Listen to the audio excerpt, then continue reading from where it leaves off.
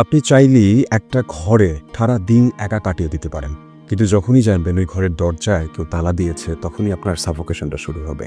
আপনি যে কাজটা ভালোবেসে করেন সেই কাজটা যখন কেউ জোর করে করাতে চায়, বা আপনি যে কাজটা ইউজুয়ালি করেন সেটা যখন কেউ বাধা দেয়, তখনই আপনার সাফোকেশন শুরু হয়, আপনার খারাপ লাগা শুরু হয়, তখনই মনে হয় আপনি পরাধীন।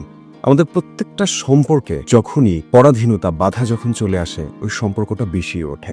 বেশিরভাগ সময় দেখা যায় কি, যে আপনি যখন কারোর সাথে সম্পর্কে জড়াচ্ছেন, প্রথম দিকে সম্পর্কটা খুব স্মুথলি যায়, কিন্তু আফটার এ সার্টেন পিরিয়ড অপর পাশে থাকা মানুষটা আপনাকে কন্ট্রোল করতে চায়, বা আপনি হয়তো বা আপনার পার্টনারকে কন্ট্রোল করতে চান, এবং ভুলটা তখন গিয়েই করেন। আপনি অসম্ভব ভালোবাসলেও ওই সম্পর্কটা জেলখানা হয়ে যায়।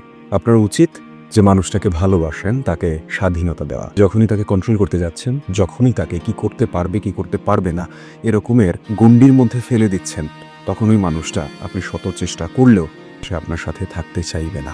আপনার সাথে পরিচিত হওয়ার আগে তার নিজের একটা জীবন ছিল, আপনি এসে সেই জীবন চেঞ্জ করতে পারেন না। আপনি হয়তোবা ভালোবেসে বলতে পারেন তার এই বিষয়গুলো ডেভেলপ করলে আপনার ভালো লাগবে। কাউকে কখনো কন্ট্রোল করতে যাবেন না, সেটা যে কোনো ধরনের সম্পর্ক হোক।